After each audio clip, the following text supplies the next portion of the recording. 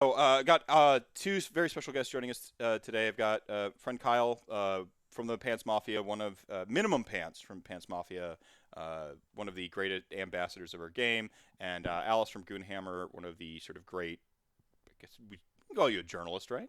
Journalist of our game. Or if that's what we're gonna go with. And I figure you are an Ossiarch Bonereapers fan. It's been a while since I've checked in with you, but I also know we have like a harmony with enjoyment of horror. And Kyle is a strong advocate for Ossiarch Bonereapers, and in particular, what we have affectionately named Blundermen or the Blenders in the Stalkers. So Yes. we're gonna play a little game called Will It Blend? I got my dice tray ready with my Death Grand Alliance dice. We're gonna roll real dice here for Will It Blend. None of this random number generator garbage. Okay, so what is Will It Blend? What I don't understand. What's going on here? I'm the voice of the audience right now. I'm the audience insert. By explaining it to me, you're explaining it to the audience that has no idea what's going on with our inside joke. So since we affectionately named them, as you mentioned, Blendermen, the Necropolis Stalkers, the four-armed, four-souled monstrosities that is the second coolest unit in OBR. I have been playing my own mini game since I've been playing OBR called Will It Blend. When a fully juiced up unit of Blendermen get the charge and get to swing into something, we find out, is it there at the end of that combat phase, aka will it blend? The Okay. answer is almost always yes. Okay.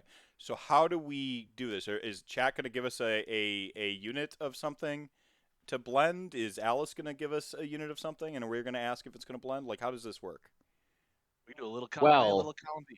What so do you think? before we get too far into what's going to be blending, Meph, a player needs to blend things on a table, and the prize for this block is a 3D printed table from Anthony Polcastro. In previous years, he's given you a choice of files in which to print from, and he's printed them up. He does the tables for events such as NashCon and Vault Wars, events here in the U.S. that are known for having high quality tables. So for the low donation of $5, you are able to win a 3D printed set of terrain that will fill up your gaming table. Excellent. Excellent. Excellent. We could all use more terrain. Yes, we could all use terrain, and I see Anthony Paul Castro there in chat, Crazy Horse, saying if we hit 5K donations this block, I'll give away a second table of terrain. Yeah, just get to 5K, chat gang. How far away is that? It's what, 1,400 and change? 1,455, looks like. Yeah, y'all could do that. Oh, and the donations are starting to come in now. Easy peasy. Let's make it happen. Let's get that second table. Yeah, there you go. So I guess Polcastra does excellent prints. Super happy with the terrain I got from him. Yeah, I've actually got a set. Brendan, if you want to grab my OBR display board pieces off the corner over there, that are as of yet unprimed because turns out Ossiarch Bonereapers don't get to play 3.0. Far left. See him? Turns out Ossiarch Bonereapers don't get to play 3.0 the same way everyone else does, so I kind of like tabled that project and switched over to my Soulblight Gravelords. And then I tabled all projects because the summer sucks. It is the worst time. I'm ready for spooky season. So these are actually Anthony Paul Castro sent me these. Ooh. My idea is to have a pyramid being currently excavated out of the display board, and like have this tar and stuff like that. Please ignore the heinously phallic, but they're right in line with the Bone-tithe Nexus. that's the name of that thing. The brain is already stopping to work. I've only done what three blocks of this. All right, so yeah, this is just an example of the terrain, high print quality. You primer that, you rub it down with a little bit of acetone, and even you can remove the lines. There's tons and tons of tutorials on how to take those 3D prints to the next level, but it's a full printed set of terrain. He'll have some choices for you, and hopefully we can get to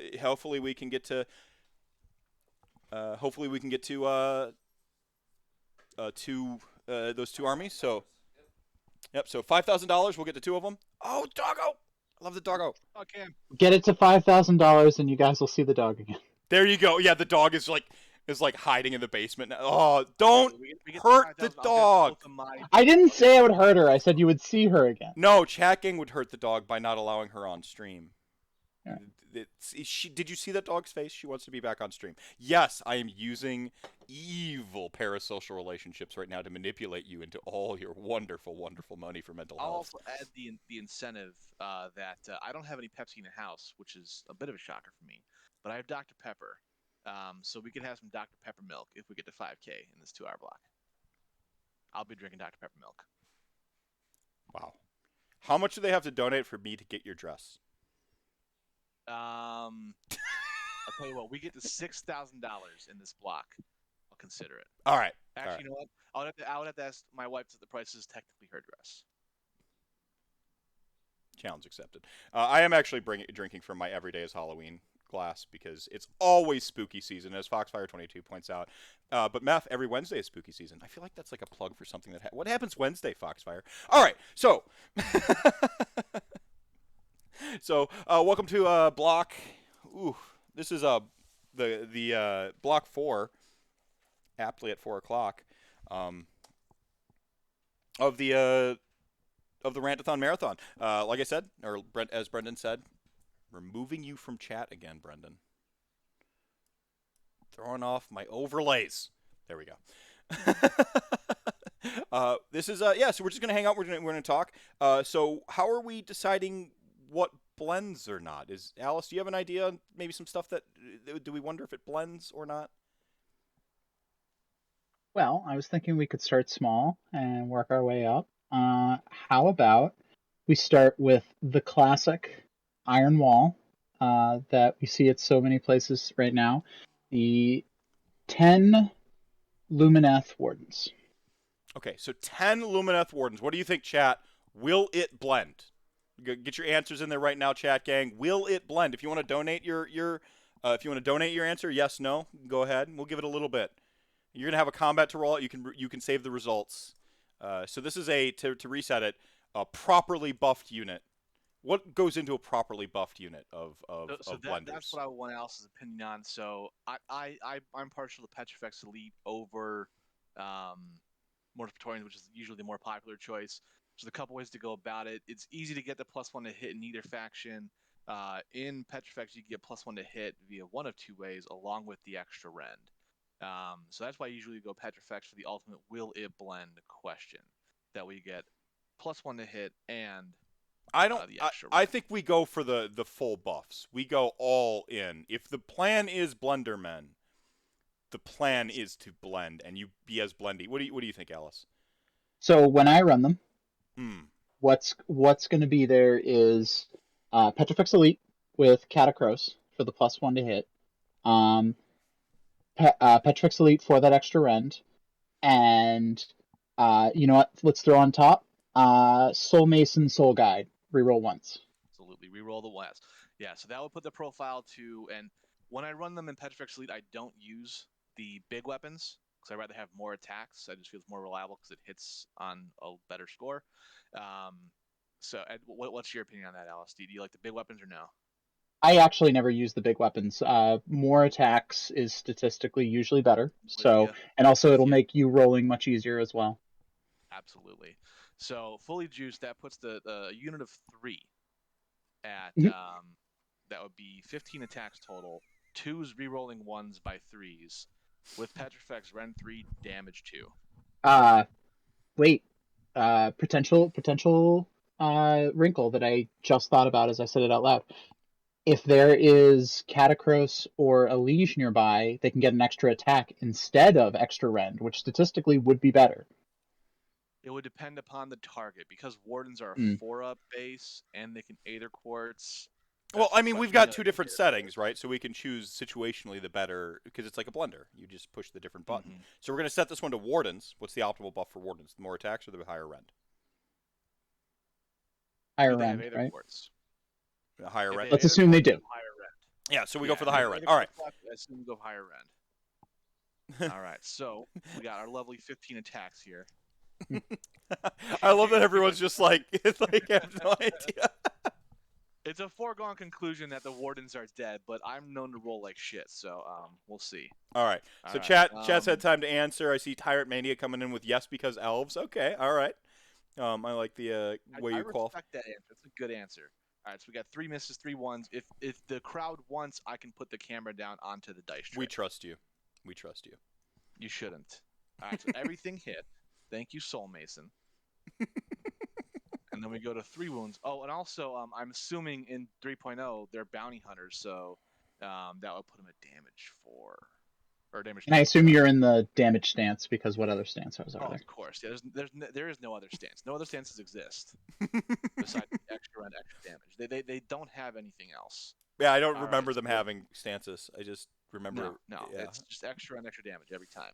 So we have a total of 10 that would be at Ren 3, damage 3 to our wardens.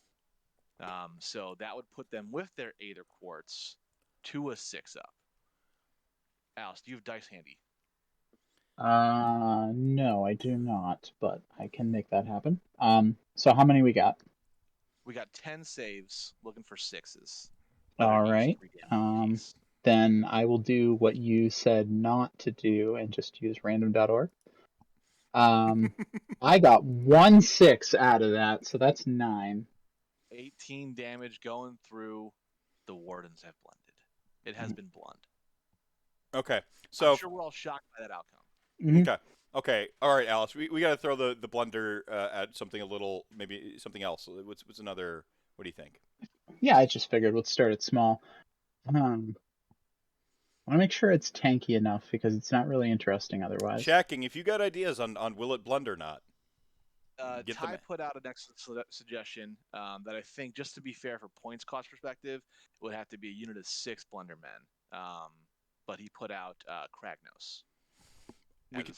I think that would be our final boss. That should be our final boss. Yeah, we'll see if six blenders can. All right. Bounty Hunters makes it 27 damage, right? Someone asks.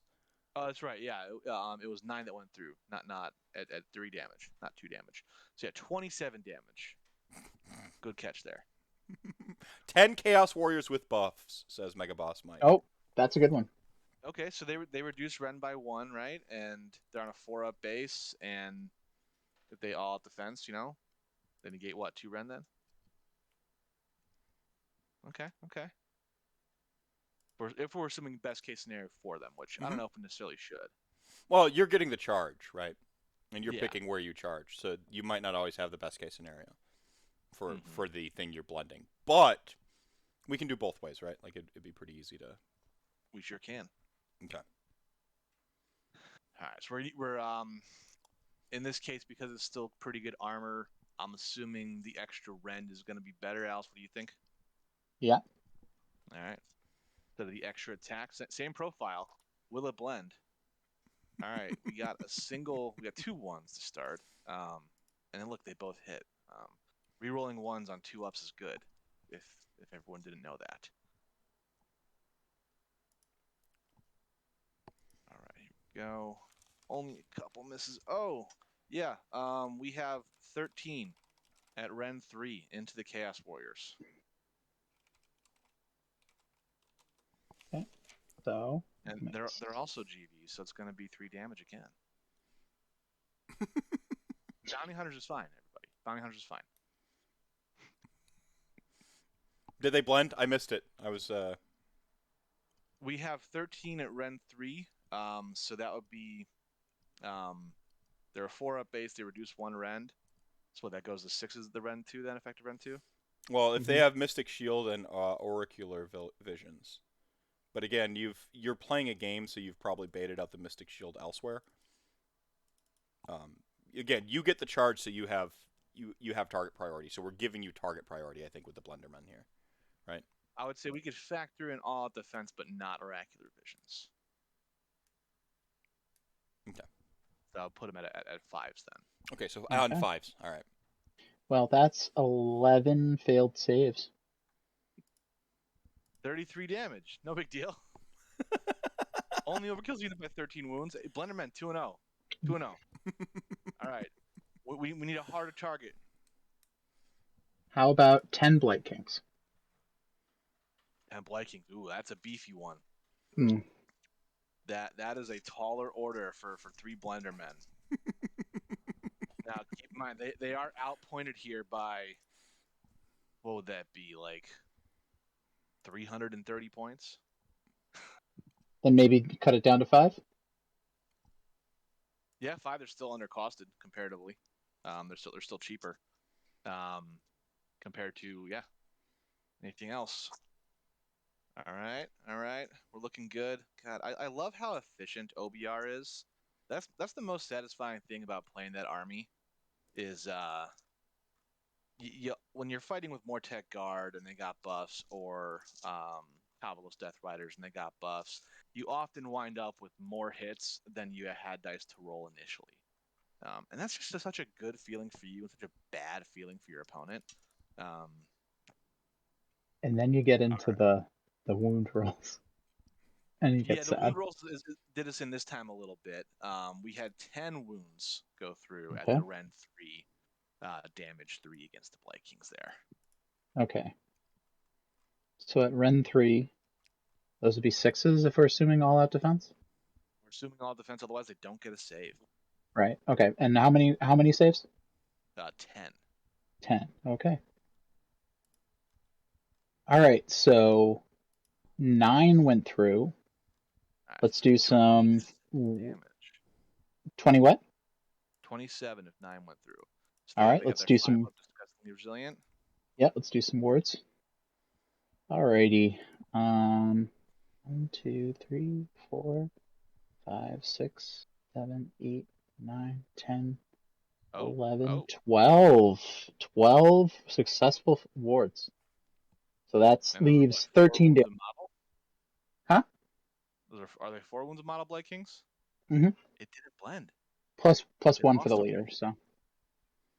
That puts it down to only 15 damage then. They saved 12 ward saves.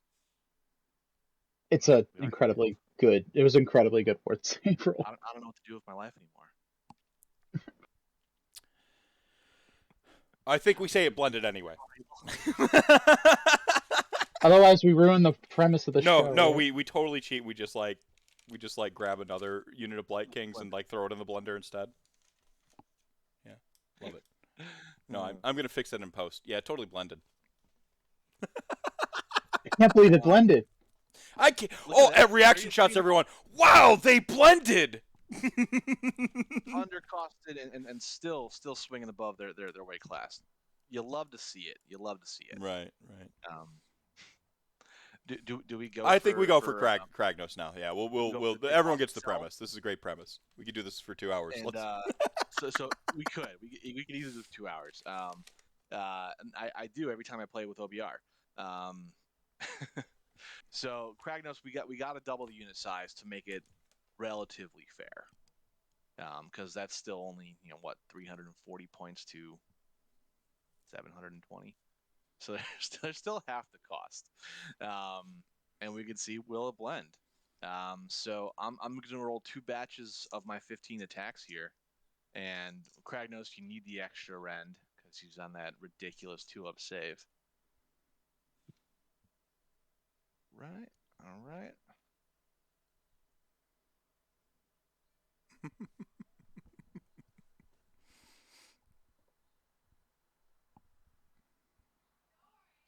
Ooh, not a great showing. We only had 9 from the first batch.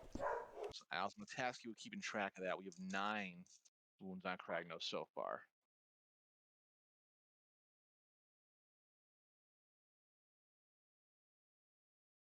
All right, looking better in the second batch so far.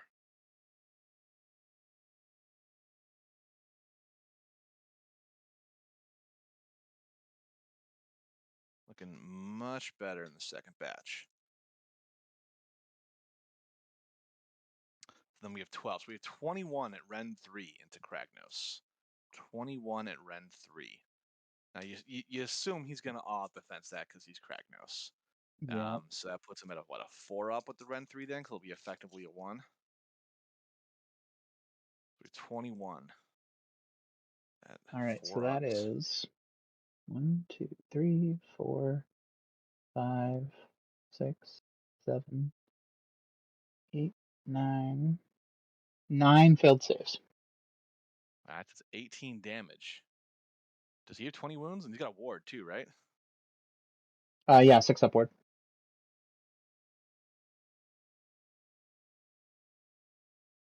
I don't feel good about this one. I don't either.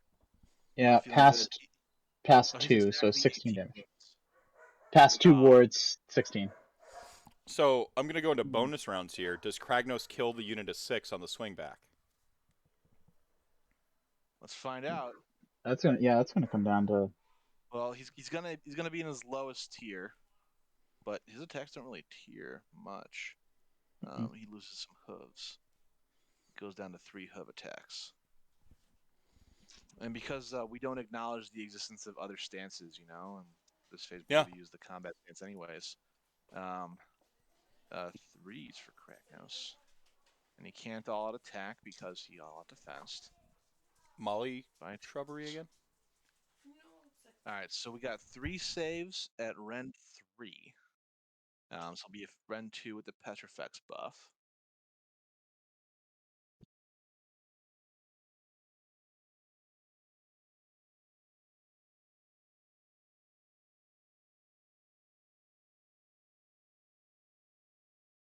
Three hooves. Rolling for the hooves. Alright, Kragnos, he didn't do super great. So we got 3 wounds with the mace, 1 wound with the Tuskbreaker, and 2 with the hooves. So we need some saves, Alice. We got 3 at the effective Rend 2, so 6s. Okay. 1 6, so that's 2 successful saves. With 2 successful saves. Oh. Or boy. I'm sorry, opposite. 1 6, so opposite. 2 failed saves. So that's 8 damage total. Okay. And then we got 1 at effective Rend 1. Okay. So that'll be looking for 5s then. Got a 6. Good there. And then we got 2 more. I want Alice's dice for saves. Rend, effectively. I'm sorry, repeat that? 2 at no Rend. 2 at no Rend. So we're looking for pass both. Alright, so 8 damage, so even if they fail all their ward saves, Blendermen still exist. If they lose 2 blunders, that's it. There's still 4 Blendermen sitting there. Even if they fail all ward saves. So Kragnos does not kill them back. Okay, and then we can roll for priority. Alice, roll a dice. You're rolling for the Blenderman. Yeah, you're rolling for Blenderman priority here. I got a 3. 2. What did you get? I got a 2. She got a 3. So Blenderman take it. Kragnos blends. Yeah, Kragnos blends. All right, you learned it here. Kragnos blends as well. Oh, he's got a bellow. Mike's got a point here in the chat. He will bellow. What is his bellow doing? It does something stupid. Bellows of Rage.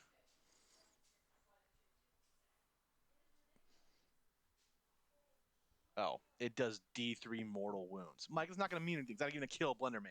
Come on. Get out of here with that. Just for fun. Yeah. No, it turns out... Kill one. Yeah, so Blundermen, you heard it here first. They're legit. Ossiarch Bonereapers, OP. Second greatest unit in the army. The first greatest...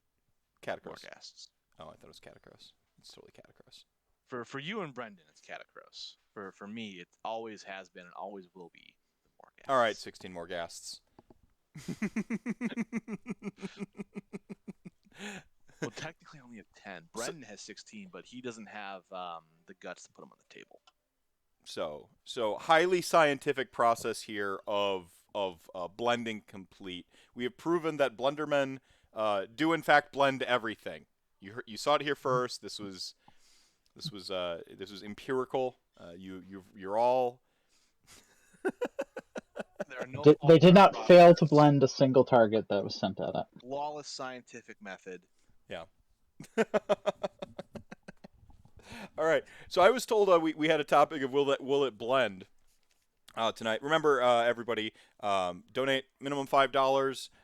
Get entered to win a table of terrain printed to your demand from Anthony Pool Castro. that's awesome value, really solid. He does really solid work. And if we hit $5,000, we'll see some Dr. Peppermilk and a second table pull. So let's. We haven't really hit any of these like stretch goals yet, but let's do this. I think we can rally. It's very early on. We're manage. I have to go order. We're getting the prime time. We're gonna hit some stretch goals real soon. Yeah. So we're about 13 hondo shy. We could potentially do that. Remember, tweet, share, tell people about the stream. If you got any platform, go ahead, use it. Tell people, get in here, donate. It's for a great cause. Even if you can't donate, hop in here, help us boost the signal. Let's go over 100 views. Live viewers, so the algorithm is appeased and we get more eyeballs on this great cause. For me, mental health isn't. Like obviously the fundraising is great and stuff like that. But for me, I think Dr. True still in chat there said it best that Age of Sigmar is a little bit of an island of misfit toys. I talked with Dr. B a little bit earlier on the previous blog, kind of talked about how like neurodivergence seems to gravitate towards games and stuff like that. It's a little bit overrepresented, as a lot of the studies show. That over like other hobbies and stuff like that. And I just think that like AOS has this call especially, and as I was kind of getting toward that mental health, it's not just about the fundraising, it's about the visibility, it's about destigmatization, and it's about normalization. Having this bastion of great gamers to hang out with and help you sort of just again, you don't need to be diagnosed with something.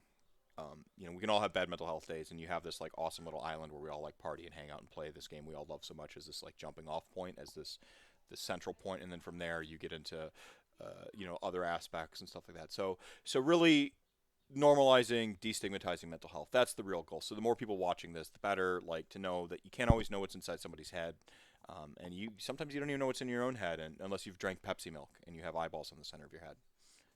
And then you can know. But besides the select few chosen of us who have been to the edge of the abyss and seen things, you can't really ever know what's in your head. And so just kind of like sharing with each other, being visible, so on and so forth. So, and of course having healthy boundaries. Blendered. I don't know how to pronounce that. Been there, blended that. So what's the best thing? Do you have a tally of things you've blended, either of you? Like your favorite thing you've blended, or like a rolling tally or thing? Yeah. Probably my prime prize was a Maw Crusher from Full Health. Was it a unit of 3 or 6? It was 6. They absolutely did not expect them to be as good as they were, because a lot of people don't play Bonereapers, so it was. Yeah, in 3.0 there's been a downtick, right? It's that like combination factor of the migrating like 7 to 9% of death players to just kind of go around to the main thing, but then also you don't feel like you're playing in the same edition as everybody else currently, which is just there's a little disharmony there. Sorry, continue your point. I kind of cut you off a little bit.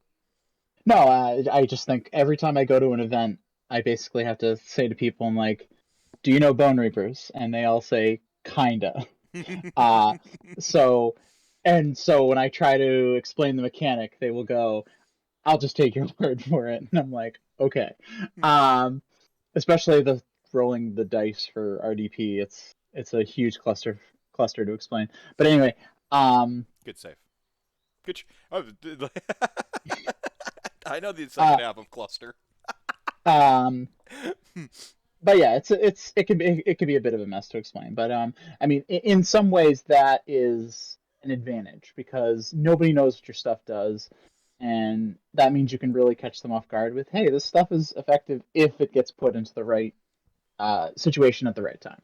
Right. I mean, that goes to like the sort of tactical genius play style of Ossiarch Bonereapers, which I do hope stays intact going forward. Same question. What's your sort of prized collection in your blender? I think my prize collection, my top tier, and because it was so situational, and kept me from losing the game, was it's currently the worst army in the game, but it was a Ghoul King on Terrorgeist, but the game depended upon it. So it was 3 Blundermen, uh, took it down from almost full health, only like 1 or 2 wounds on it. Had a triumph, had the +1 to hit, had reroll ones, the whole smorgasbord of buffs except the extra rend, and he had all the benefits on it. You know, he had Mystic Shield on it. He had the 5-up ward on it, and just watching that thing just take its last breath to the wound was just fantastic.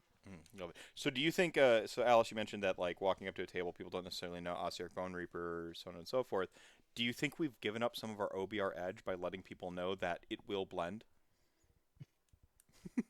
No, I think they'll still underestimate it.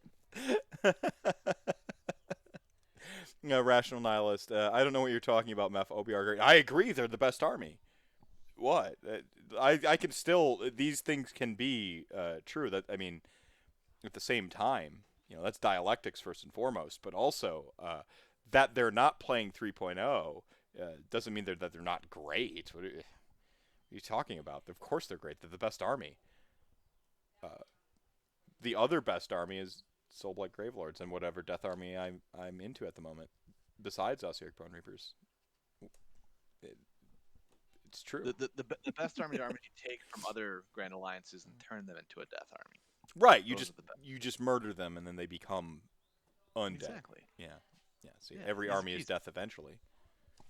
Exactly. I'm just ahead of the curve. So if we hit 4,000 this hour, we're only 295 away. I have to draw Mephisto live in MS Paint. So if you want to donate to see that, and then if we get to that 5,000 mark, we're going to see double tables plus Kyle. I want to win terrain, people. Let's get it to 5K.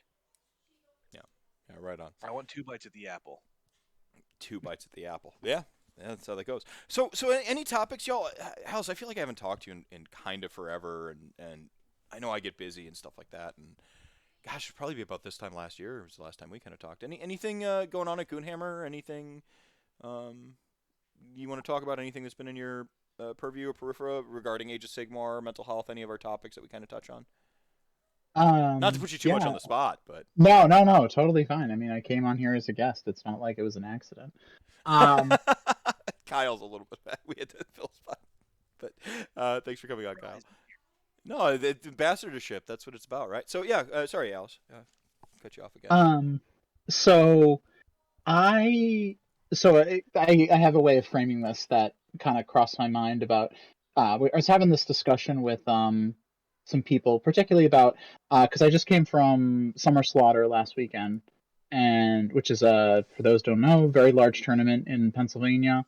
It was 100 people. Basement Wargamers, I believe, run that. Yeah, Basement Wargaming.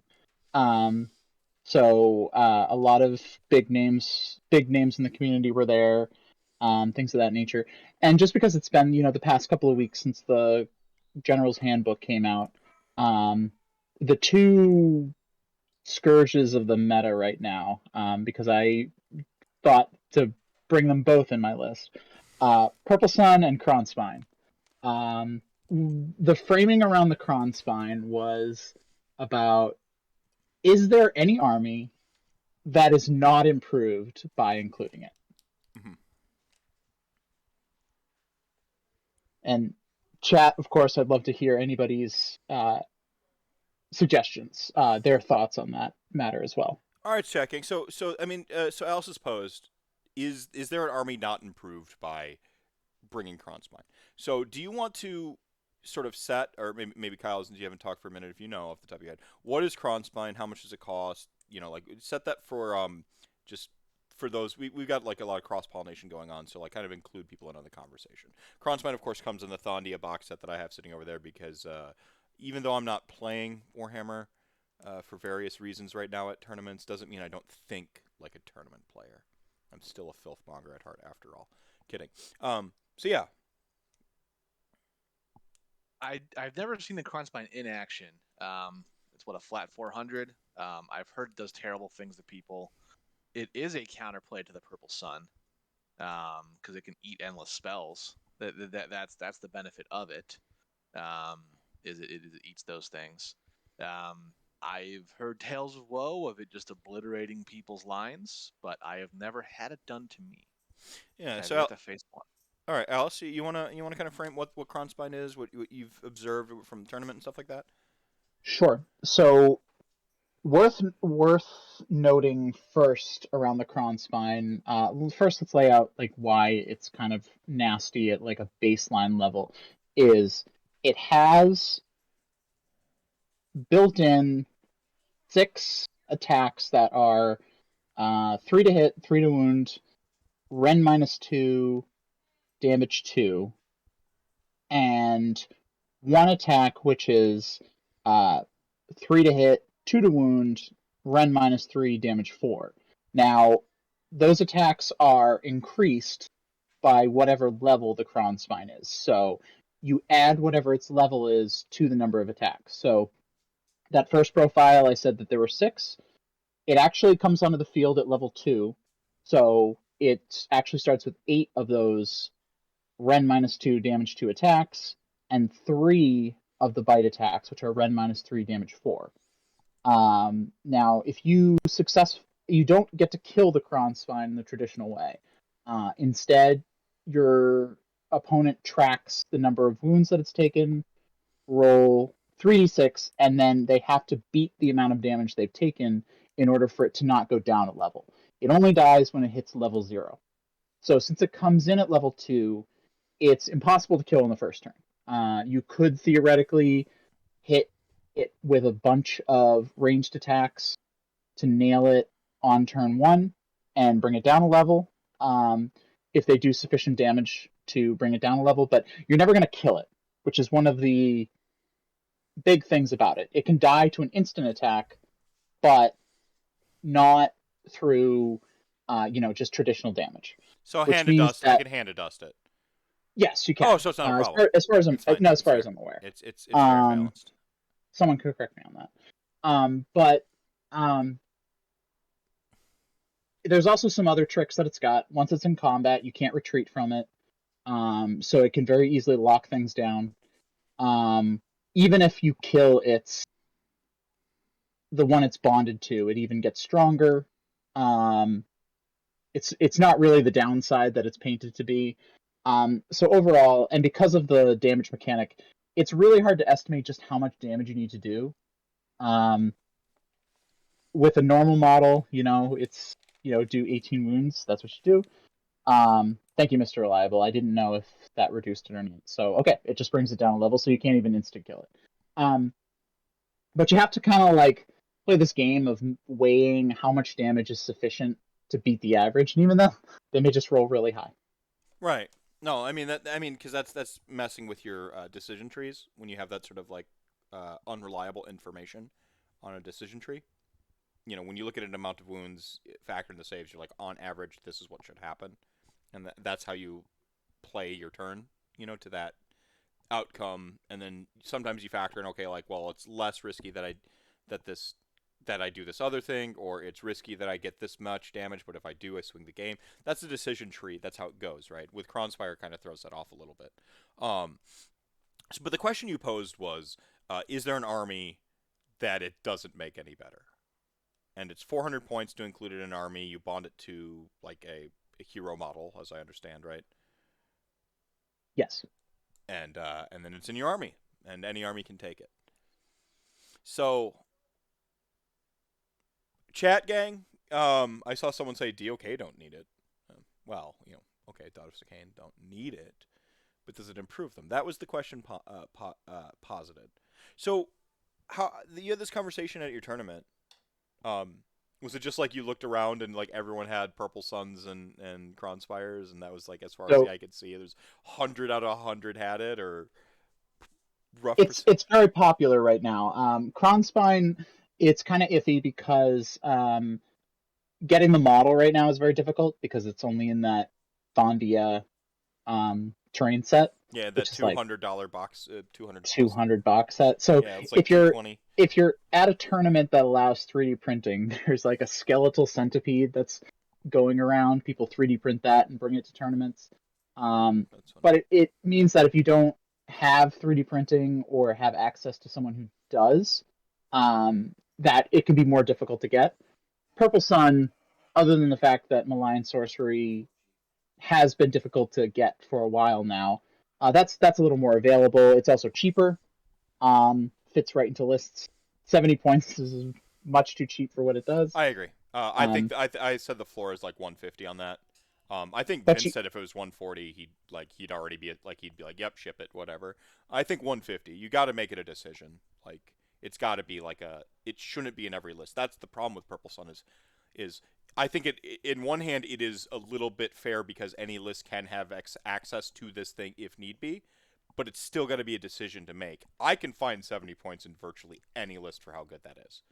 It doesn't mean they can all cast it reliably, but that's like I might as well have a snowball shot at like winning the game. Oops, right? Like of course, that's the problem I foresee. It's the homogeneity of Purple Sun, the how it can be in every list. Kronspire 400 points feels a lot more of a stretch. Depending. I guess an army that might not benefit from it is Nurgle. The all fly list. I think you just want more flies instead of a Kronspine. Possibly.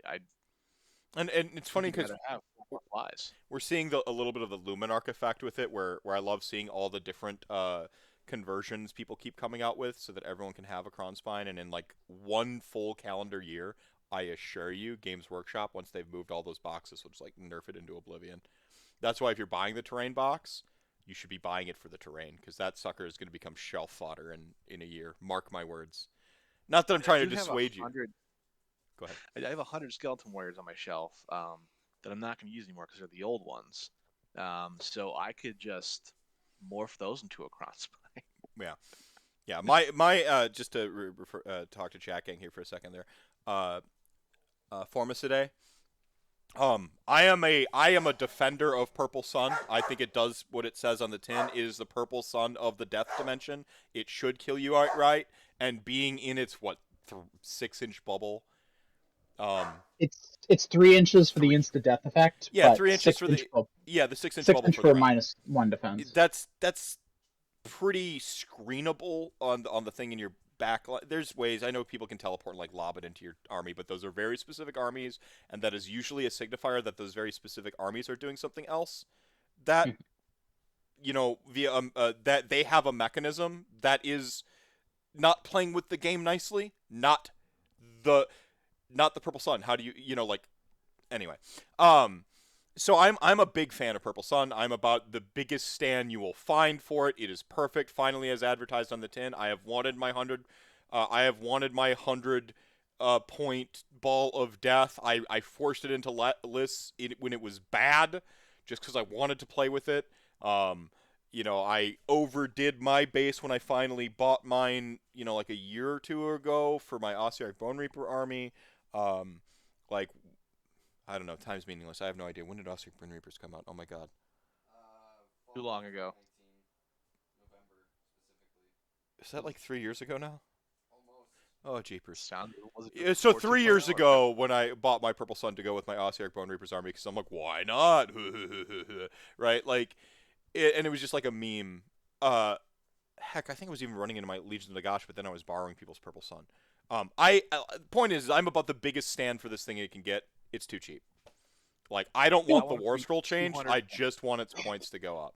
So that it's at Summer Slaughter, my second round opponent, I actually genuinely felt bad about this.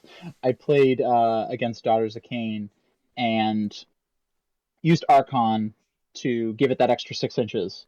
So it really kind of like flung across the table into his little castle. And when I was making the death rolls, I got that one on his Cauldron of Blood on turn 1, which is exactly what you want to do with it, but also at the same time I felt really bad about I wouldn't feel bad at all. That would be like me apologizing for a hand of dice working. No. You hold that 16%.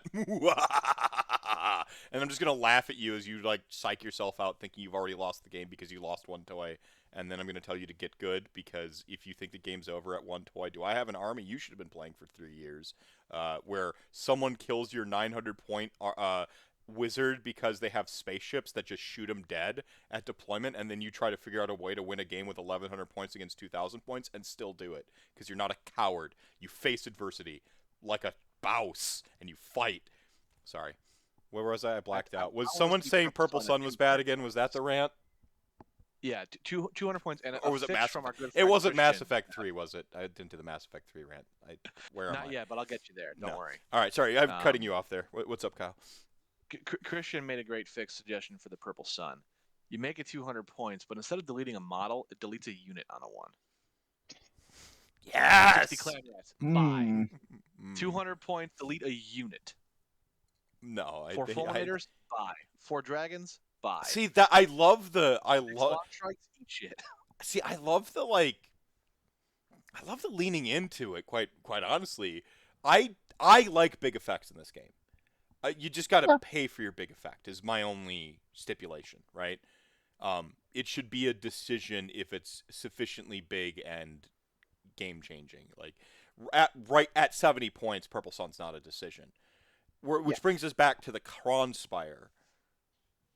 Kronspine, sorry. You're looking at 400 points. 400 points is always a tough sell for me on any one model if my army is not built to use it.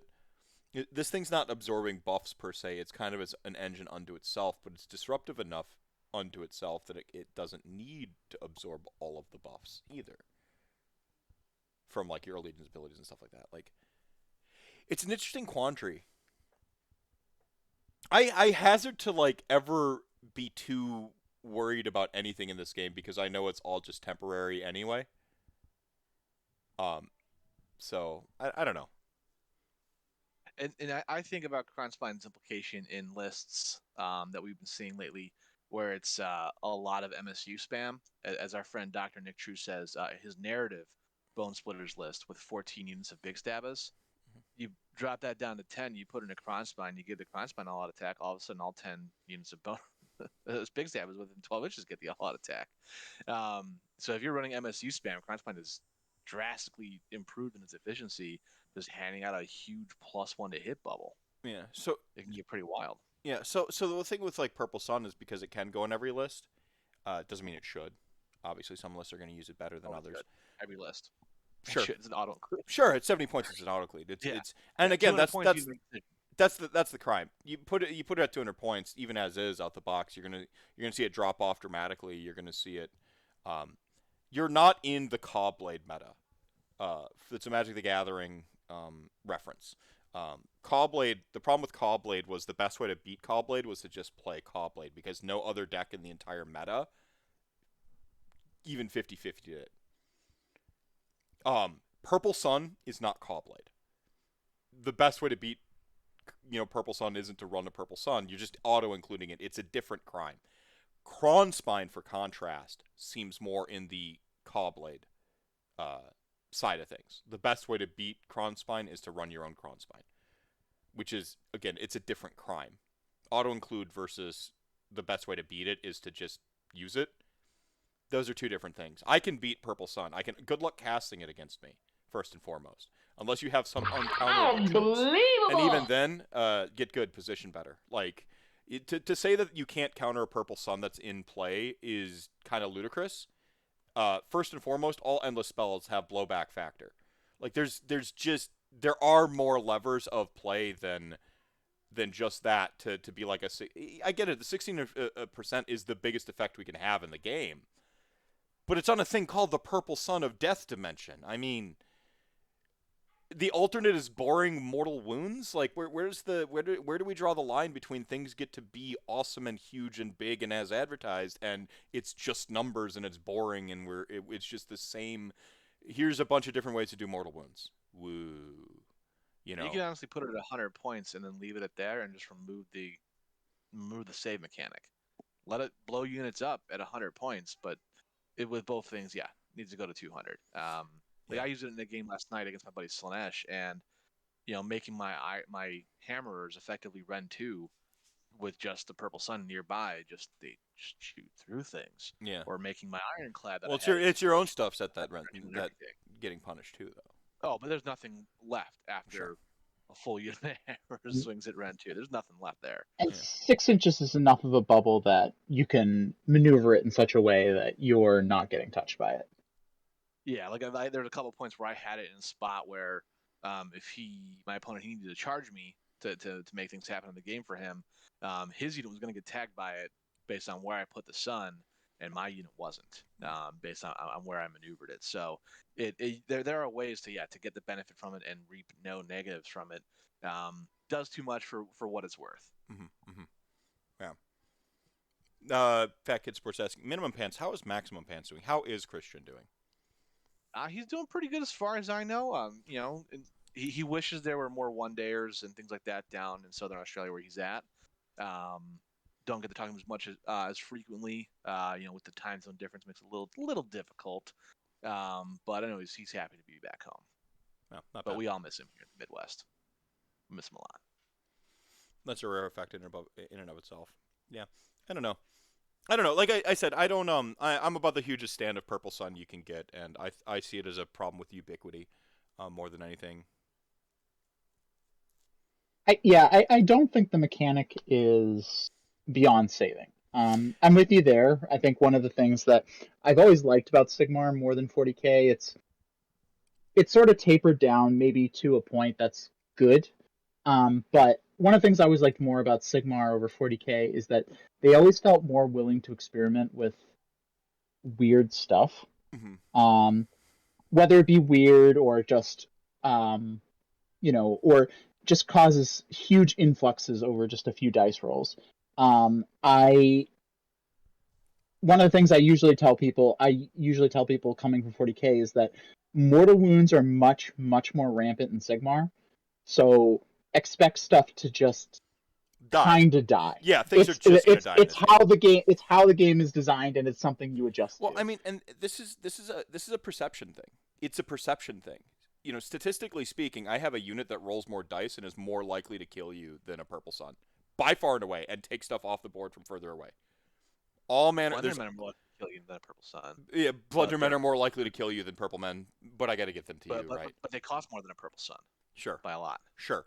I'm talking about, like, there are units in the game you never interact with. They just shoot you dead. That's a reality we live in right now. They shoot your thing dead, and it's higher than a 16% chance that they do it. And they don't have to, like, take any out of their way enablers, like taking a spellcaster who can reliably get it off and boost the signal on it. There are a couple armies that do, sure. Again, those armies have those mechanisms for other delivery that becomes problematic. Power projection is one of the things that our game has traditionally struggled with having a good read on. That's just, it goes back to Clown Car, it goes back, original Clown Car. Like, it goes back to the original Skyfire spam in Tzeentch. Like, power projection is just something that this game has. But again, because you see me roll a fistful of dice, even though law of averages, I'm going to kill your thing statistically more speaking, you feel it's more fair. It's a perception thing. Same amount. If my, what's the corn dude? The Scarbrand? huge Scarbrand. Like, but you're looking at a Scarbrand is going to do 36 mortal wounds to you, right? Enjoy that. Hold that. Right? But you feel because, like, they rolled it different or, whatever, they even if they had the same levers in play to get Scarbrand to go do 36 mortal wounds to you and kill your thing full to dead, you're done, you're going to feel better about it than the spell anybody can take and can just throw across the table, even though that's not the reality of how Purple Sun actually gets into it. Again, there are a couple armies that do that. Most of them don't just do that. But my biggest gripe with Purple Sun is not necessarily that it's of course I have a huge. No, but now you come back to my exact point. But does it cost 70 points? That is my exact point. Yeah. You get back. It's allowed to be great. Just make it cost a great amount of points. Don't take the identity out of it because it's great. Just the new War Scroll of it is representative of a bigger swing and miss across the 3.0 update, like 3.2, whatever we want to call this, 3.1.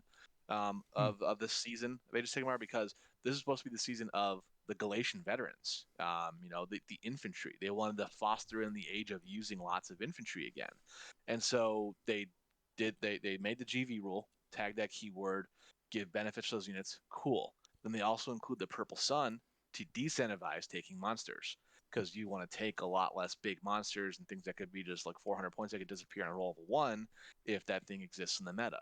You're less inclined to take more of those things. So there's two ways where they are trying to increase the use of infantry and also decrease the use of monsters, so a double swing. But then they went ahead and created bounty hunters to also disincentivize the use of Galatian veterans. So there's a lot of overcorrecting on both sides of that equation where they did not get it right. So what you're seeing is actually in the middle, where it is the era of the cavalry. Yeah, if you have good cavalry, they can do some fun stuff. Like you know me, Meph. I love my murder ponies. Always have, always will. My first competitive Cavalos Death Rider stand up.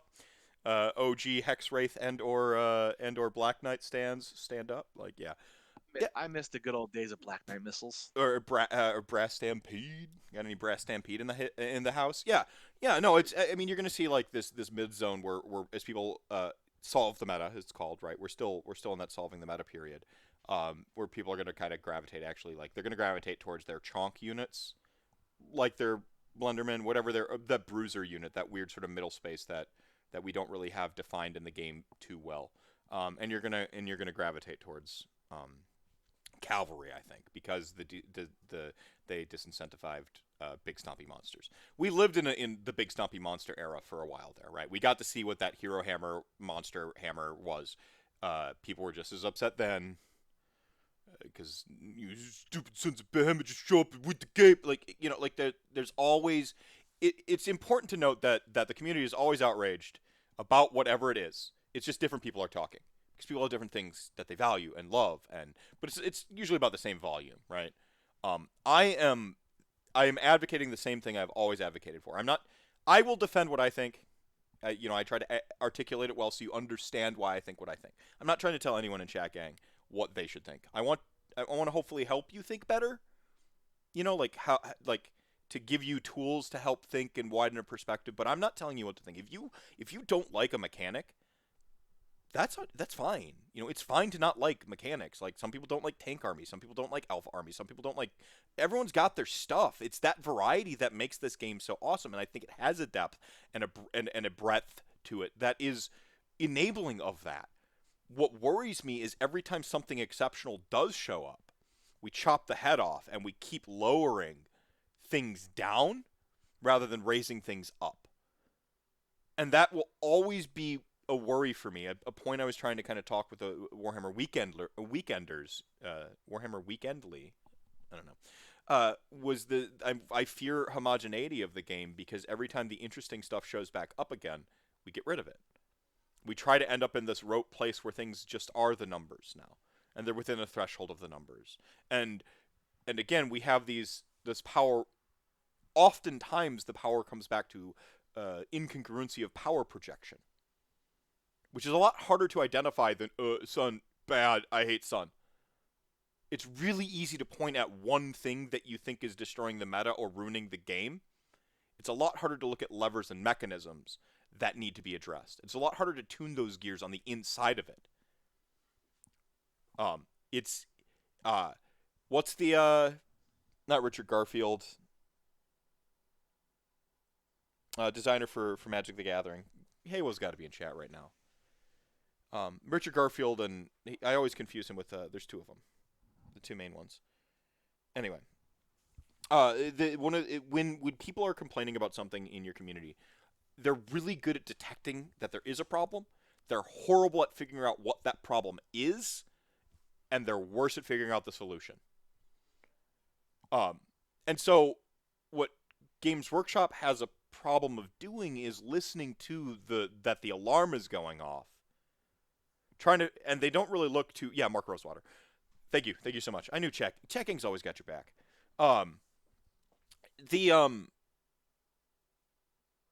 We will often look at the big identifiable thing, the easy, the in your the in-your-face thing. We will listen to our trusted voices in the community. Your favorite content creator's voice, your favorite article on Goonhammer, whatever your thing is. You'll listen to that. You go, yeah, that's got to be it. And then those are those thought enders, right? Like now, oh no, I had a feeling that this is what it was, and like I defer to this thing that like just confirms what I think, and then I don't have to keep looking at this problem. I don't have to. It's not my perspective that's wrong. It's the children who are wrong, right? Like, heaven forbid there's people out there that like things different than you in a game. No, the thing I don't like ruins the game. The thing I love makes the game more interesting. Source myself. I made it the fuck up. Oops. Elves are ruining the game. Yeah, everything's ruining the game. You can just everything's ruining the game. Yeah, there's something ruining the game everywhere. Ruining the game is a heavy-handed take, by the way. That's a very bold proclamation. When you use the vernacular, this is ruining the game of Age of Sigmar. That's rhetoric. That's not a literal statement. It's not. Let's go ahead and check. Oh no, everyone's playing the game more than they ever have been through a global pandemic. Whoa. Sales figures took a plummet like there is a global pandemic, but no, we look at the saturation of the market. Market shares never dipped in the slightest. It's only gone up. So whilst everyone's losing profits right now, Games Workshop's market share is increasing. They're all losing profits. Games Workshop's going up in what they share as small companies get snuffed out because they can't handle the global pandemic. Ruining the game doesn't seem... What metrics do you mean by ruining the game? Is diversity the best thing for a game? I bet you can find exceptions where it's not. Like all things, it's a balancing act. You got a lot of different voices, a lot of different people. You can't please them all.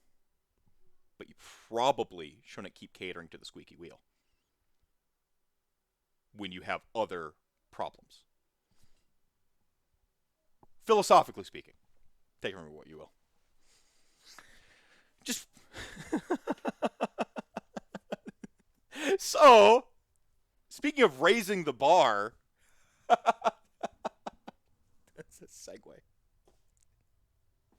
We're 1 hour into this block here, which means we got about an hour left to hit some of our goals. And I'll let y'all rebut and revise and or interact with my take there in a second. So we are a mere $165 away from our next milestone, which is I will draw Mephisto myself. No, I will draw Nagash. Really the same thing. Live on MS Paint for you. I've been practicing. I haven't been practicing. I have wonderful bad Photoshop skills, so I can't wait to draw using only the brush tool and various colors Nagash just for y'all. So let's get to 4,000 this hour. Let's do that. Come on, Chat Gang. Yeah, I know we got that in us. Let's see Meph draw the greatest priest who lost the priest keyword. Entire origin story is how they were born a priest or how he was born a priest rather than... The eldest son in Hekara gets put into the death cult to be a priest. That's what happened to Nagash. And that's why he's mad forever. It's why he mad. Pissed him off for eternity. For eternity. He was the firstborn son that didn't get the throne. Is there a list of incentives? As they come. Yeah, so there's I kind of love it. That's part of what, I love these, that Nagash is, deliciously petty Hades, underworlds. He's the god of death out of sheer spite. Oh, it's just spite. It's so good. And as someone who runs on spite, I appreciate it. Is that why I love Nagash? Yes. It's the spite. Don't question it further. Yeah, no further questions. There are a list of milestones. Essentially, they roughly break down to about every $1,000 raised, different wacky stuff. So if you go into... on the Tiltify page, you should see incentives, rewards. Actually, Streamin56 Meph said if you give him the Nagash picture, he'll put us over 4,000, or they'll put us over 4,000. So you'd have to print that and send that out. If you give me the Nagash picture, I'll put us. Okay, all right, Streamin. I will print out and ship you the Nagash picture I draw. I'll even autograph it for you if you put us over $4,000 right now. I will accept this bribe directly. I think there might be some ethics. I'm going to check with my ethics coach Can I accept a bribe to send someone a printout? Your ethics, To get us over your ethics coach is $4,000. with Cold Stone Creamery gift cards. So I'm gonna say yes. They want me, so I got to draw the Nagash on stream. They want me to print it and send it to them. If they push it for over 4,000. Yeah, all right, we'll do it. I mean, you could just. Who knows if it was me who sent it directly to you? Someone could have just screen capped the stream and did it for you. So yeah, all right. This is. I will shamelessly accept your bribes for charity. There we go. Meph original on the way. Yeah, on the way. MS Paint print. And you have to put in there when you sign it 1 out of 1 because it's an original. You can never create. Yeah, it again. I will verify it personally. 1 out of 1. It'll bear my Mephisto signature. Yeah. Put a sticker on the envelope that acts as the certificate of authenticity. You got to get that COA in there. Oh yeah, I'll get my I've got my Mephisto stickers here. I'll even use one of the special ones. You got streaming. You heard Meph. Make it happen. Would you like this holographic with the inclusion tiara? Who wouldn't want that? You want that one, or I've got another one that I could put on it. That's our authenticity, so you know it is from me, and everyone can verify back. Of course, maybe more people can get stickers. Literally, the world's first physical NFT. Yes. Literally, exactly you don't. Oh, this is the gag. This is it's right. Okay, don't. Please don't turn this into something way worse that I regret in like 20 years. They're like, remember that time Mephisto sold a physical NFT for charity? Canceled. Oh, there it is. 4,005. Boom. We are good to go. Meph, open up MS Paint. Get that going. In the meantime, Alice, what is the worst thing you've ever done to somebody with the Bone-tithe Nexus? I'm gonna walk away from the camera for a second. Well, because I know I've done some terrible things to people that have not forgotten it, Christian. And I've had some terrible things done to me. So, what is the worst thing you've done with the Bone-tithe Nexus? So the way you phrased it, and given its general shape, is very funny to me. But Go there. You just put my mind there, and I realize what I've said now. Go to bed, children. A different person would be ashamed, but I'm actually proud of myself now. But honestly, the Bone-tithe Nexus is probably like I don't generally blame my dice rolls. I think that is loser talk, and you don't want to do that too often. But the Bone-tithe Nexus is probably one of the most colicky models that I've ever run. It will roll ones statistically far more than should be possible. So I'm always doing the -1 to cast unless they don't have a caster. Because out of all the effects, that's the one that's, it hits just about anybody. 2 up, pretty, like, that's a solid. I will roll a 1 more than is necessary. Well, it's just like the velocity of breath weapon, right? It's the auto hits, and then it's 2 to wound, 1 every time. Yeah. It's I love the Bone-tithe Nexus because it's obnoxiously huge for a terrain feature that you include in your army. It is just completely out of bounds with how big it is. I almost always have to remove a piece of terrain. I'll just I'll put like a half-assed effort, be like, yeah, can you see? Can't fit anywhere. I'm just gonna pull this, and they'll be like, okay. Doesn't fit, yeah, and then you just take it out, yeah. Lexopolis, Dr. Alex Mangolos in the chat, he said you tell them about the Mammoth Kyle. So during our Path to Glory campaign that the Pants Mafia did a couple years back, when I did OBR, Christian was playing Nurgle, Alex was playing Daughters of Cain. We were using the Anvil of Apotheosis heroes.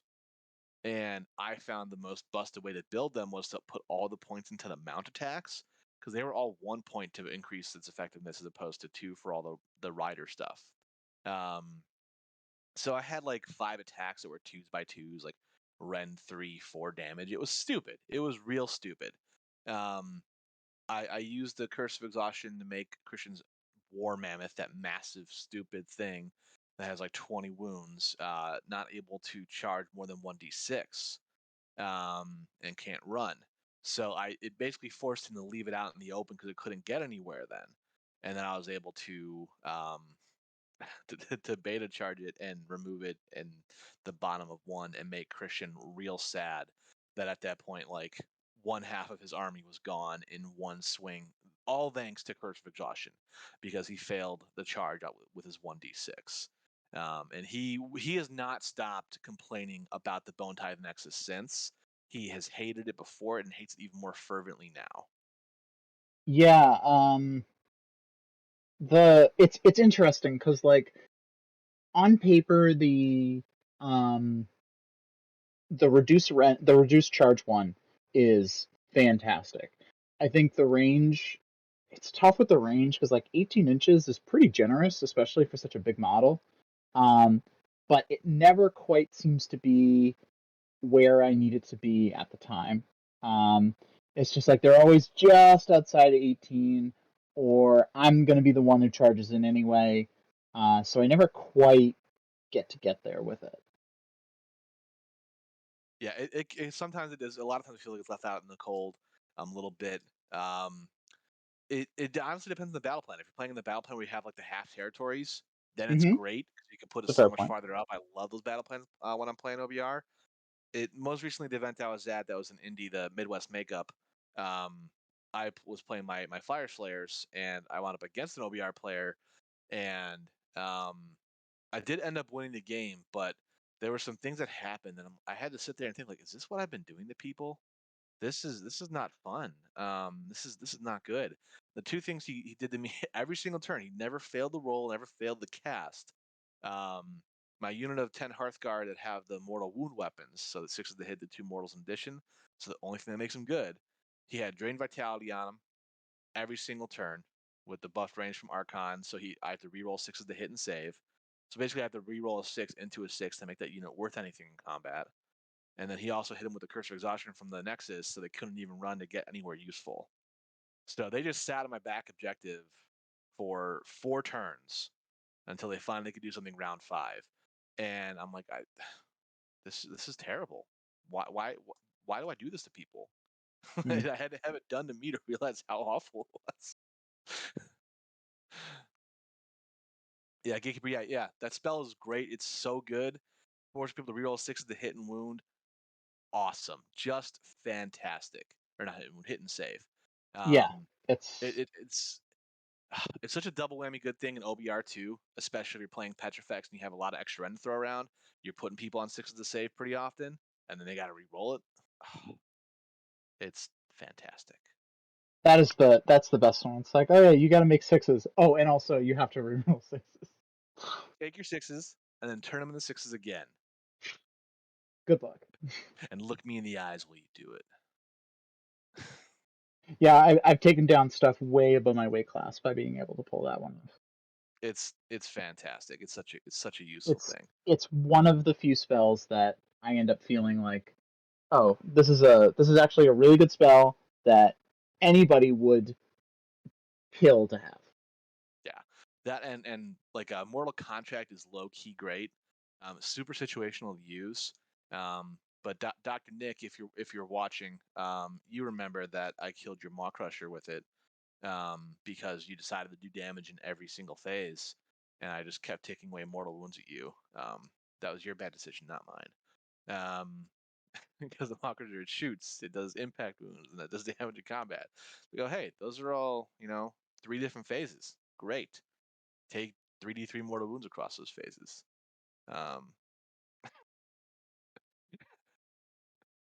Someone said, "Fuck you, Lyle," in the chat. That is me. By the way, they call me Lyle sometimes because Nick made a typo of my name. All right. It's always good to have pseudonyms in case you're being pursued. Exactly. Which I don't know why anyone would pursue me. I'm not interesting. Like, people complain about the government spying on them. They can spy me all they want. They're not going to see anything of remote interest. For example, what is your top choices for potential change with a new OBR battle tome? Ooh, wish list, Alice. What do you want in a new OBR tome? What do you want? Oh my gosh. There is like. Oh yes, perfect. Brendan's joining us for this. Brendan, you're up next. I feel like with the OBR, the book would be almost unrecognizable. That like in an ideal world, like what I would look for, like especially with the like relentless discipline is such a cagey thing for me because I don't I don't think they want to get rid of it because they fought so hard to keep it in the game already. And I don't necessarily want them to get rid of it. It's a fun, different mechanic that really makes the army play separate.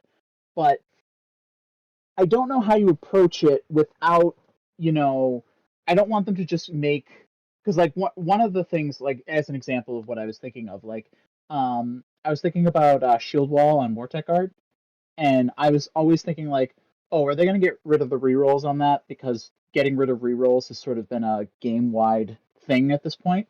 And I'm like, are they just going to like turn it to defense +1? And I'm like, well, no, they can't do that because that's just all out defense but shittier because it's only usable on one unit. So they definitely don't want to do that. So I'm not sure how to approach. Change the save characteristic. Huh? So if you want to get rid of rerolls, have it improve the save characteristic by 1. Don't add 1 to save rolls. Have Shield Wall improve the save characteristic. Similar to the shield. Similar to what the Gladiatrix does in Daughters of Cain. Yes. It changes their wound to a 3, so then you can make it a 2. Yeah, no, that could work. Because ultimately, what I'm thinking is like one thing it's gotta fix. They gotta figure out what to do with in terms of like redeploy, because every single time I play, that is the one that hurts the most. I remember because I said earlier, a lot of opponents don't understand Bonereapers because they don't play them that much. They're not that common anymore. So people will play them and actually not know a lot about them. And the one that gets people every time is, oh, you can't redeploy. And I'm like, no. And they're like, and then they look at me like pity, like my dog just died. And I'm like, how much comfort it gave me playing Fire Slayers against OBR, just slowly, methodically marching right up to their line to charge them when I got a double turn, knowing they can't redeploy. It was such a comforting thought, and being on the other end of that equation, as all 3 of us have been, it's terrifying. It's like, well, I can do nothing about this. it's a bad feel, especially when your opponent can do it. Like in 2nd edition, sure, because nobody else could do it. But now, when everybody but you can do it, it's a bad feel. Because I remember adamantly my friend at Everwinter, which is a tournament in Boston. Um, when we played, he had Gotrek, and I put Archon onto a point to capture it and outpace Gotrek. But then he's like, oh, well, I want to have Gotrek move up to Archon, but then you'll just redeploy away. And I'm like, I can't. He's like, what? I can't use any generic command abilities. He just like looks up at me and just be like, wow, that sucks. And I'm like, tell me about it. Well, so go ahead, move in front of Archon. No, that's the thing is it's not even that like OBR aren't bad. I mean, I think they're firmly in the fat middle, even on the top side in terms of performance. It's been a while since I've checked the stats, but when they show up well. Usually, people who are playing it are more experienced on them, so you're going to have a little bit of like an expertise bias, right? Like selection bias. Sorry, but they're not. They're just not playing the same game as everybody else, and there's a part of that feels kind of cool when it's in the good way. When you have your unique snowflake power, and you're like, hey, like so like I have a goblin army, and like I'm not playing the same way as you because I want my goblins to die, because when they die, like I want to trade bodies for board control in a different way, because when my goblins die, they explode into spores and take you with me, and then I score bonus points. There are versions where you're not playing the same game as everybody, and it's a good thing because you're doing something interesting, unique, flavorful for your army. Also, your Bonereapers are just like hamstrung from this version of the game. They're doing less than something that used to be central to their identity, which is making extra decisions, which is having extra tactical, like if-then sort of like trees. Oddly enough, the army that got this like spammy command ability thing as their only mechanic, their only one, their only allegiance ability, have fewer decisions to make than other people. And that's the rub, because it goes directly against the whole like, oh, these are the tactical genius, her army. you know, they're the meat grinder. They show up and they get stuff done, and they like, you know, they have a command ability for every social situation, because you're supposed to make decisions. Every time you're making a decision, you could be making the wrong one. But if piloted really well, like, you're locked in here with me, and it feels great. And now it's like, oh crap, I'm locked in here with you. Actually, like, it's opposite day. I've said my favorite thing is how these are supposed to be Nagash's pinnacle of combat efficiency, led by the most strategic genius in the mortal realms, and they can't understand the concept of simply walk back a few feet when your enemy is approaching you. And Tactical Apparently everybody genius. else can figure it out. besides that one thing, the army plays super narrative and thematic to what it's supposed to It's be. so It's Yeah. right elite, it's there. methodical. It just marches until it closes the vice around you and pummels you to death. It does all that, and it does it relatively well, but without that generic command ability. So, like, my two like wish list. I don't things, even the two- care if we don't have the generic command list ability. Sorry, I'm gonna let y'all take over this. I gotta concentrate on drawing the best, worst MS you draw paint. that Nagash. Yeah, I'm gonna rock And- this. You are not prepared, chat gang. I am Illidan right now. You are not prepared. You have no idea. You know who got us over the Like the fixes that I want to see are around the command point RDP stuff. Like, I want them to have access to generic command abilities. Oh, Dan wants And a I picture want of me? and so, I forget who said in the chat, where was it, Gatekeeper, All to right. allow you to use. Oh, that's not multiple even a command real points bribe at that point. honestly. Yeah, they need to bring that back, because if they're not letting us use generic command abilities, let us stack them, because that's what the army was designed to do. Either one or the other, or both in an ideal world, but one Yeah. or the other for sure. Yeah, I let me use think- Catch Effects Bludgeon and Endless Duty. I think with the generic command abilities, like, they could figure something out. Like, maybe don't lock off CP, but limit how much they get. Like, you get one or something like that. You get one relentless discipline ability, and it's, you know, like turbocharged. Right? No, I meant, like, you get relentless discipline as normal, but you get one command point. Spend it well. Oh, I don't mind that. Yeah, crucial redeploy, crucial reroll charge, or that's what I'm thinking. Like, you could make I it cost get 2 RDP for a generic command ability, or something like that. Yeah, I get why they can't just hand it out. I get that, because swimming in command points, I'm usually swimming in somewhere around 10 plus command RDP a turn. I understand why you can't. Limes. How can I hold all these limes? Right? Yeah. I can't. I understand why you can't just carte blanche, just hand it out. But it's just not having the option to redeploy, or like, even like, this has come up because I feel so back and forth about it. Not having rally is tough, because like, yeah, I have like a better version of rally. I can, between Katakros and Archon, I get to bring back 6 models per turn and I don't have to make the roll. But it's only in my hero phase. So if I get double turned, it can be a hard go. It depends on the situation. And that's exactly what Rally was put in there for. And there are other armies out there who have as good or better regen that have access to Rally too. And we're the death thing, who's like best at death, specifically engineered to be the deathiest, and we don't have this quintessential thing that we kind of came up with. All right, go on. Sorry. Yeah, having that access to regenerate models in your opponent's hero phase is so good. It basically helped win me the game I played last night. And like, on top of that, like, a good caveat for that is, like, if you're not going to have access to rally, whatever, allow you for an RDP to trigger Archon's ability in your opponent's hero phase. Now, if you want to keep it thematic, RDP, Archon can use his regeneration ability in your opponent's hero phase. So it's like rally. You get the same relative benefit, and you keep it flavored to OBR. All right, checking. Pardon me for 1 minute, and I'm going to go ahead and put this picture over my own face. There we go. Can't cover up that dress. Sorry. All right, checking. I need your help. What art am I drawing from here? I need to draw some inspiration from Nagash. I kind of like this one, where he's like back and he's in the power pose. We got the throne Lich King here. We got You Done Fucked Up, and he's pointing. What do we think, chat gang?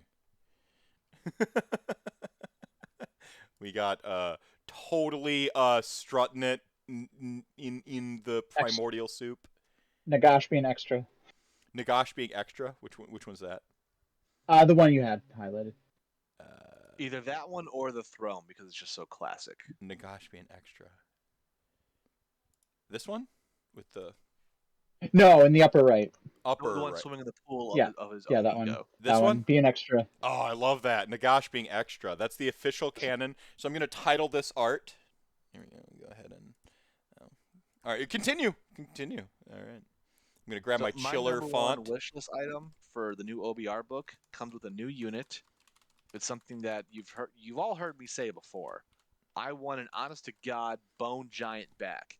I want it to be as big as a Mega Gargant and nothing but just a giant, colossal mass of bones with the biggest bone sword you've ever seen.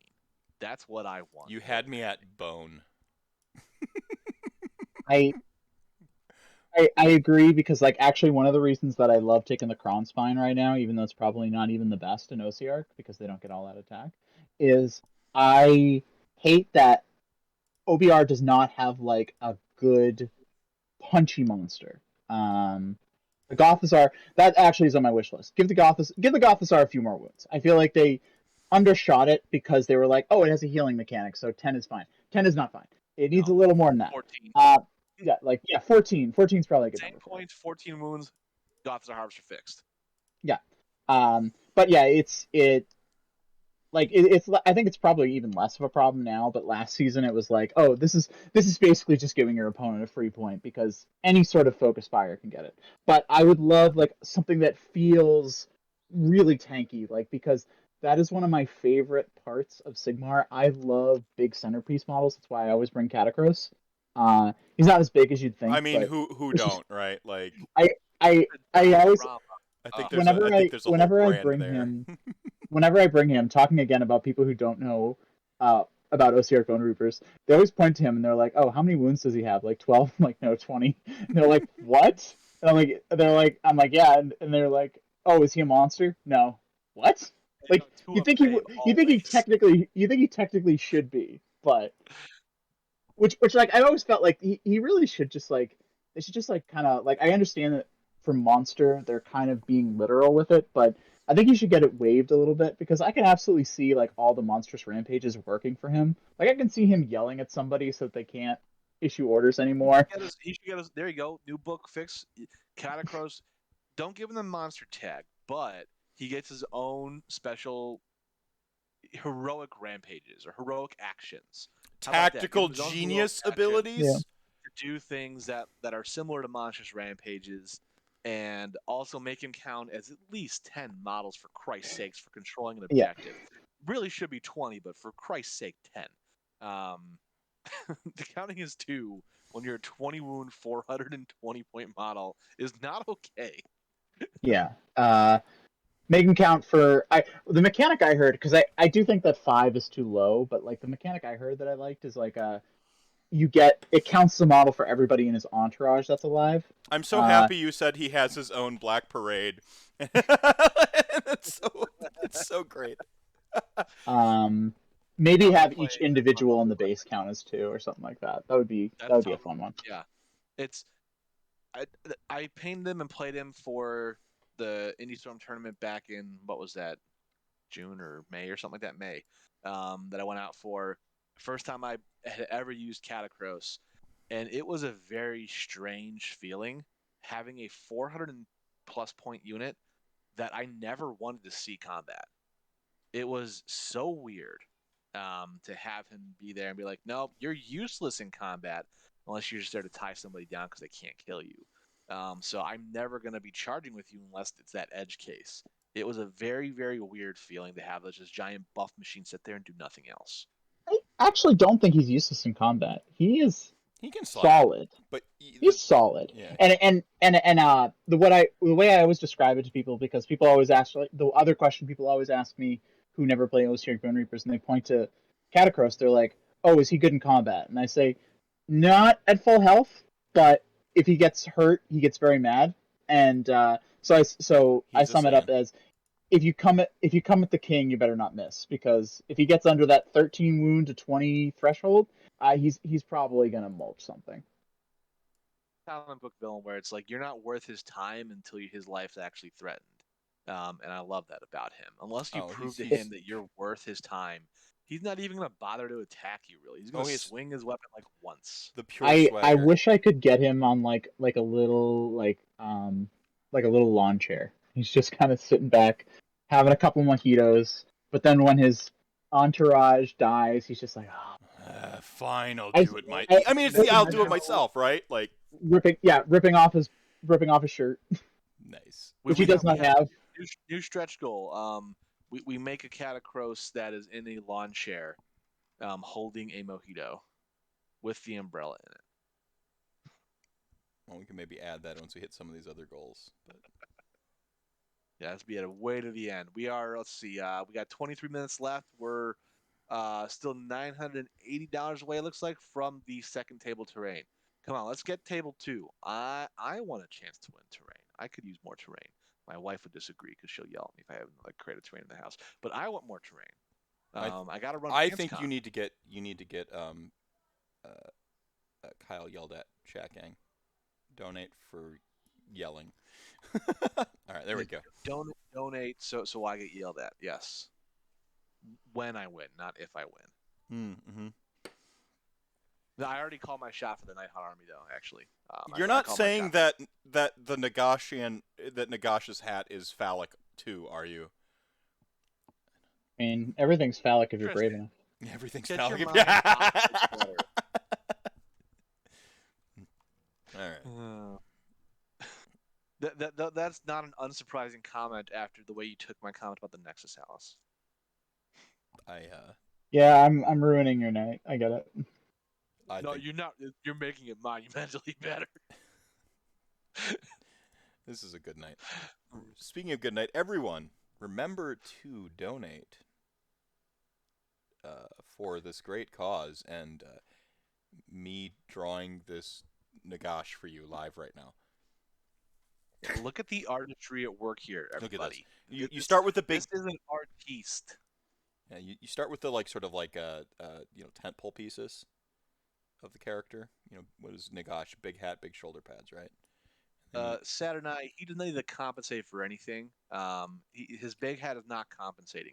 His big hat is to encompass all the knowledge he has in there from all the other death gods he consumed. Nagash need that's compensate. Why his hat's so big. That's where he keeps all the knowledge. All right, I'm gonna cheat here. I'm gonna put in my skeleton, my structure. Pardon me, everybody. Wait, are you saying you're gonna use like actual art techniques? No. Who would ever do that? I mean, I wouldn't, ever. Oh yeah, he all wiggly, mama.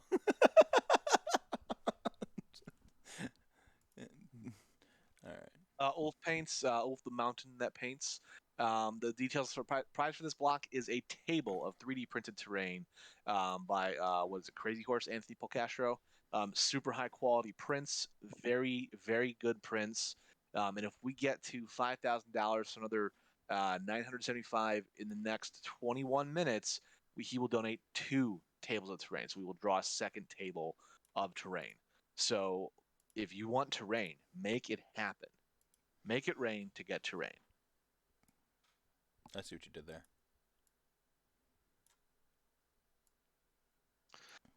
People, 3004, Chorfs do big hats better.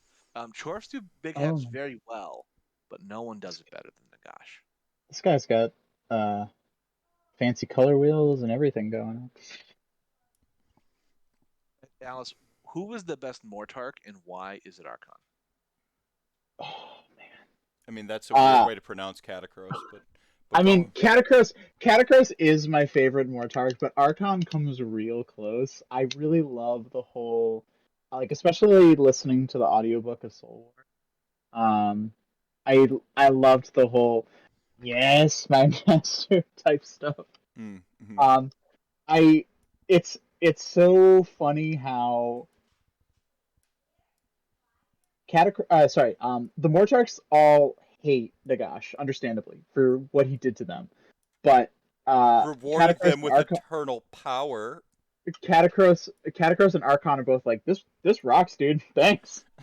Two thumbs up. I love being dead. Katakros submitted his job application in the best way possible. You know, he put his face out there. Was like, I'm gonna get this job. Yes, so that's why they are the two best Mortarks, because they wanted this. Nagash was a junkie before Archon Archon was an addict before Nagash was like, hey, you want to come get some powers, bro? I was like, yeah, of course. Of course, I want some immortal powers and to never die. So yeah, you love it, and I am disappointed though that you said Katakros, because it used to be widely agreed with that Archon was the best Mortark until Katakros came out. Until Meph Katakros, yeah, here, I Brendan, they all jumped ship and went to the new hotness Katakros and abandoned my boy Archon. You mean even back then I liked Archon because he's the spellcaster one. Mhm. But it's the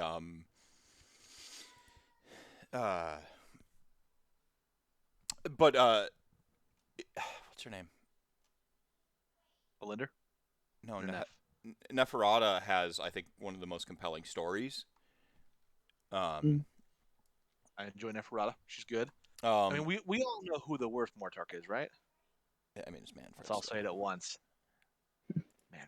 Manfred. I love Manfred's shtick. The Starscream bit where Nagash keeps him around just because it's really funny is good. I enjoy that shtick. Yes. I actually think, I mean, to me, I think Neferata might be the least interesting to me. Really? I mean, I love Olinder a lot. Unbelievable. Her whole shtick is great. I love the whole Black Widow who cried a lot but didn't actually care, and now has to feel the grief of all the mortal realms, which is probably one of the most metal punishments I've ever. Yeah. Yeah. I got someone into Age of Sigmar, and I threw a couple armies their way that might be interesting. And when I explained Night Haunts, I said how they're all some sort of ironic punishment for sins that they committed in life, and they were like, that is awesome. I want to do that, and I want to name the punishment for every single one of them. And I said, good luck with that, because it's an army with a lot of models. But Tristan, didn't Khalida kind of go out like a punk? And Cetra would kneel to Nagash because he's, Yeah, which I don't want to like get around. I don't want to be that guy. But which one's still here? Is it Cetra? Oh yeah, Cetra's here. He's just serving Sigmar like a bitch. Yeah, he's in the compendium. Is that what they call it now, or legends? Wherever the people who are no longer just in the mortal realms go. Those are teeth. And he's happy. Look at how happy he is to control all the dead. Wouldn't you be happy? I would be. Yeah, I was super excited. I didn't mean to draw this like weird, excited Nagash, but here we are, everybody. Let's go silver. By silver, I mean gray. I would love to be able to use curse with Nagash. Justice for Nagash. Bring back the priest keyword. It endlessly infuriates me that he had that keyword for so long when it didn't do anything. Nothing. And then right before they introduced something for it to do, gone. Just absolutely pulled it. It was on that war scroll forever and was less than meaningful, or less than meaningless is what I should say. Until they're like, oh hey, priests can do stuff now. And like they never had a death cult lore. It's very weird to me that there's just is not a single priest across that entire Grand Alliance. Their god is alive and walks the earth. I do not understand how there isn't a priest. I live in a reality where people worship death and there aren't real actual death gods walking around. Like what? Especially because their god was a priest who is alive, and yet they don't have any priest. And it is in one of the it was an earlier It's a pretty compelling backstory that if you worship the dude who invented immortality, you can become immortal. Like, Hades, how's he going to be a priest to himself easily? With an ego like Nagash's, Oh, yeah. if Oh. you beseech unto yourself, you will be granted unto He yourself. called his own spell Protection of Nagash when he made an entire army. You don't think the dude worships himself? He's ego personified. That's like literally his, like, if he's a Greek myth god, he is the unrelenting ego. Like, that's his whole thing. Yeah, he would 1000% be like, and it should be amped up to 1,000 too for his priest rules. Like, he should get a +1 to chanting rolls permanently and get to re-roll them all the time. So you could basically never fail because he's praying to himself. Yeah, so he should always get it. oh, me, should I be blessed this day? Yeah, you should be. All right. You earned it. Have a treat. Yeah. You just look at himself in the mirror. Hey, I'm gonna bless you. And you know what, Hades, Death God, Lumineth not having a priest, it's a fair point. I don't necessarily understand that. Especially, but like also too, like I'm thinking more about how Death in all factions does not have a priest, which is a very strange sort of conceit to be making. There was a first edition book of it was a Black Library novel that came out around first edition of Sigmar, called Nagash, and there's a great look at mortal humans who live in Shaiish, who worship Nagash, and they are able to summon their own ancestors back from the dead to aid them in defense as like a militia. And it's awesome. Like, they worship Nagash as god, and they should get that. I hate to be contradictory, but that's pretty metal. And yeah, if he like Tool said, if he could pray for bless, he'd at least get his 6 up war back. Oof, too soon. Yeah, it's so funny to me they have not caught on to that one yet. Well, he should be a mega priest. He should have 8 casts and or prayers a turn. Make him 1,000 points. He needs a prayer lore. He needs a prayer lore. Yeah, that way he's always sending out his thoughts and prayers. That's what magic is. His thoughts. I mean, what is a cleric but a wizard who believes in somebody? I like the positive message it sends to people. Believe in yourself, and you too can be a 8-time wizard priest of yourself. And who believes in himself more than Nagash? Right. Name me a person. I mean, chaos magicians. That's like literally the whole thing in our reality is like being about yourself and your own power.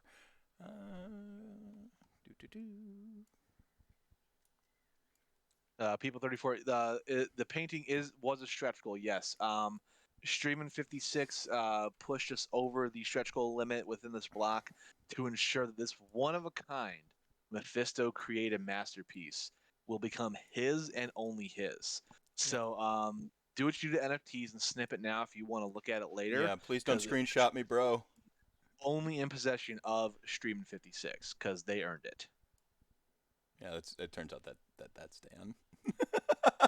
Dan Bears. We gotta get the little like teeth. It's Dan? Okay. Yeah. It makes it even better. That makes it so much better. So much better. I'm doing it good for you, Dan. The details in the hat. I'm seeing the little bone details. I'm liking it. I'm liking what I'm seeing here. They only swoosh once. Why did everyone stop talking? Don't look at me. No, we're all watching. We're fascinated by this pinnacle of art. Look, this is high art, okay? You're lucky that you bribed me for it, because I could have totally sold this for really reals. Pro painted.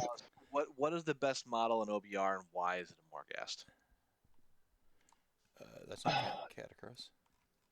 No. I actually agree with you that the Morghasts are awesome. And Yes. it blows my mind how well that model is aged. I know it's not technically that old. It's not old fantasy, but it is end times, so it did technically come from fantasy.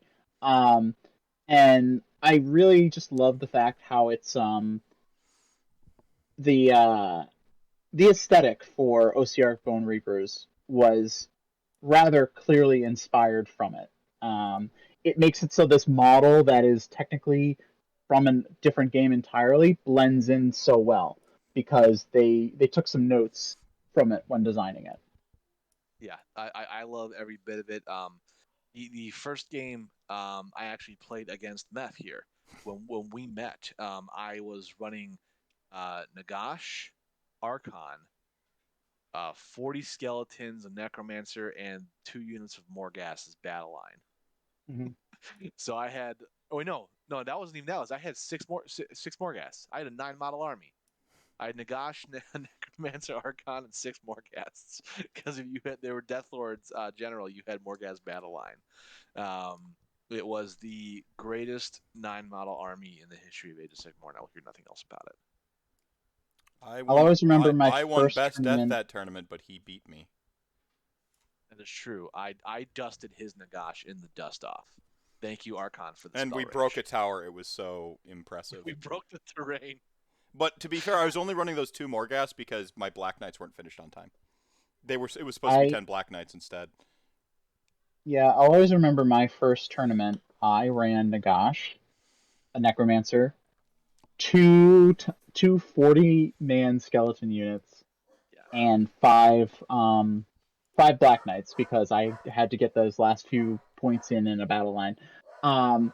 And it was like I missed that feeling of piloting Nagash at that point because first edition, it was first edition still, so like people really didn't know how to deal with a model like that, like this behemoth of a model that moves across the field and like imagine that people being ignorant about something and it.